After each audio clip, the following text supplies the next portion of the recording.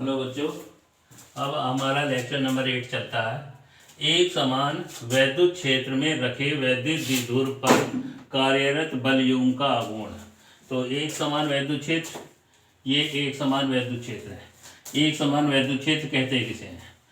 इसमें वैद्युत बल रेखाएं एक दूसरे से के समांतर होती हैं और बराबर दूरी पर होती हैं, उसे हम एक समान वैद्युत क्षेत्र कहते हैं। इसमें जो है ए बी एक वैद्युत द्विध्रुव है। वैद्युत द्विध्रुव किसे कहते हैं? वैद्युत द्विध्रुव, इसमें दो बराबर परिमाण के आवेश Q और Q परिमाण में बराबर हैं और चिन्ह में विपरीत है, एक दूसरे से अल्प दूरी पर रखे हों, उसे हम वैद्युत द्विध्रुव कहते हैं। अब ये इसमें वैद्युत द्विध्रुव के आघूर्ण की दिशा ऋण आवेश से धन आवेश की ओर होती है।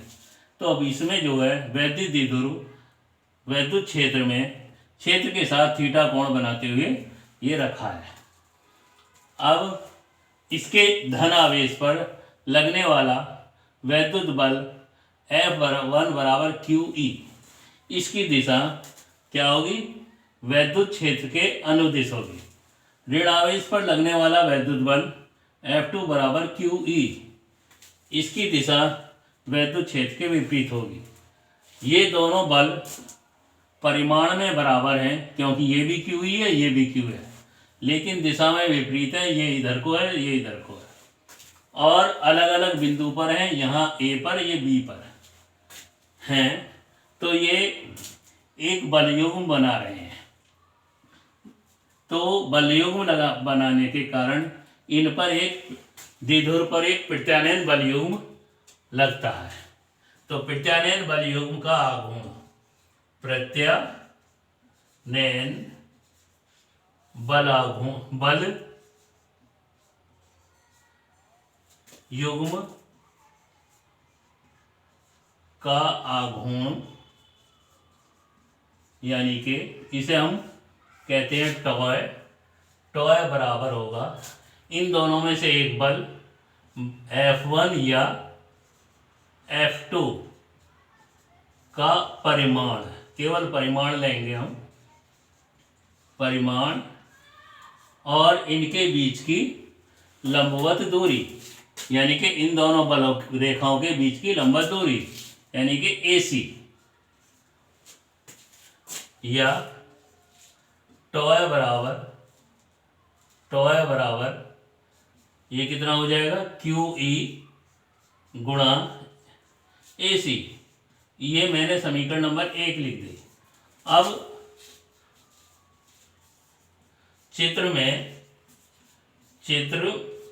में समकोण त्रिभुज ACB में साइन थीटा बराबर लंब, यानी कि AC, बटे कर्ण, यानी कि BA बराबर AC को AC रहने दिया। ये कितना है? ये 2L है।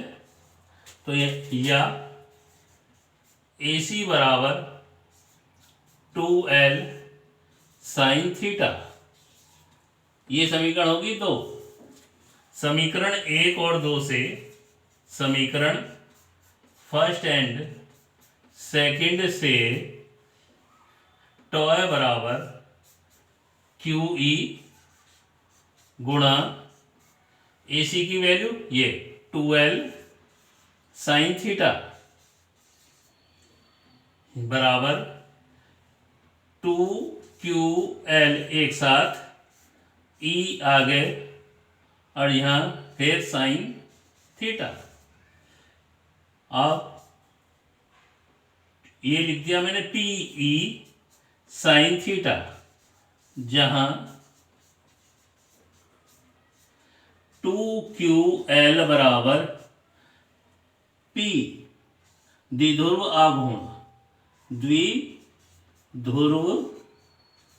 आघूर्ण, ये द्विध्रुव आघूर्ण टॉय बराबर है। अब है इसका ये फॉर्मूला आपका आ गया है। अब है इसका ये सदिश राशि है, इसलिए इसका वेक्टर फॉर्म या सदिश रूप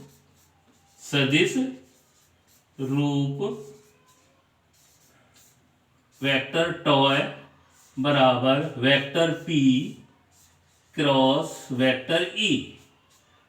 अब इसकी दिशा कैसे निकालेंगे? इसे दक्षिणावर्ती पेच के नियम से इसकी दिशा ज्ञात की जाती है। द्विध्रुव बलयुग्म के आघूर्ण की दिशा, बल युग्म के आघूर्ण की दिशा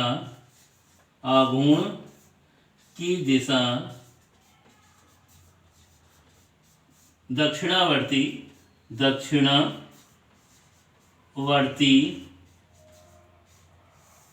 पेच के नियम से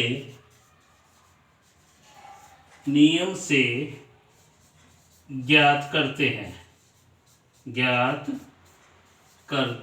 हैं।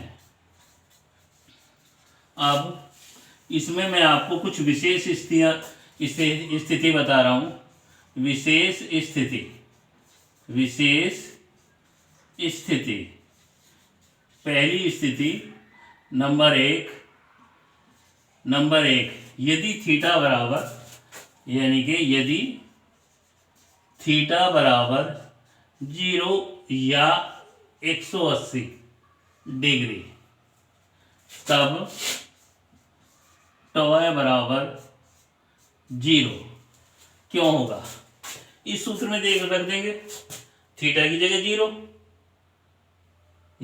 या थीटा की जगह 180, साइन 0 और साइन 180 0 होता है, और 0 की मल्टीप्लाई करेंगे तो 0 आएगा। अर्थात यदि द्विध्रुव हमारा वैद्युत क्षेत्र के समांतर रखा है तो उस पर लगने वाले बलयुग्म का आघूर्ण 0 होगा।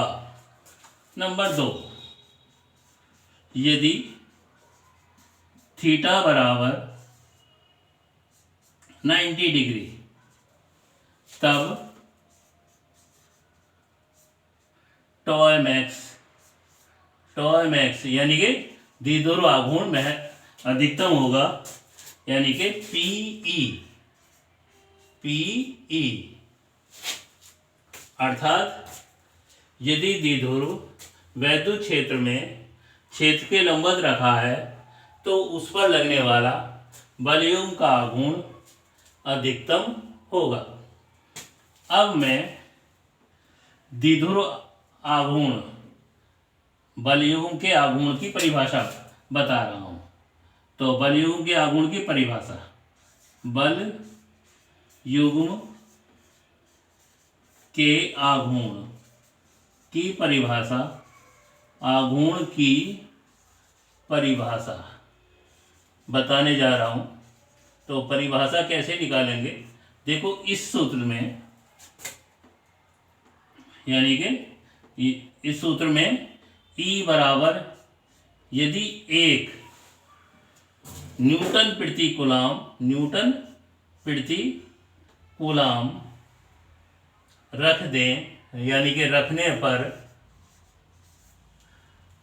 पर और थीटा बराबर 90, यानी कि थीटा 90, E बराबर 1 न्यूटन प्रति कूलाम रखने पर टॉय मैक्स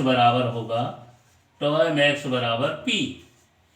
अर्थात इसके आधार पर हम वैद्युत बलयुग्म के आघूर्ण की परिभाषा दे सकते हैं।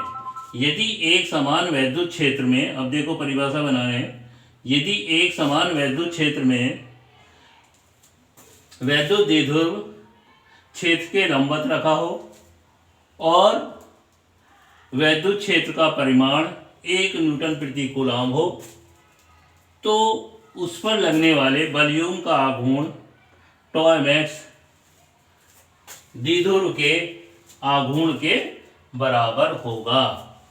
इस प्रकार से बच्चों मैंने इसके अंदर आपको छोटे छोटे क्वेश्चन भी बता दिए हैं। ये इम्पोर्टेंट है, आप इसे अच्छी प्रकार से तैयार कर लें।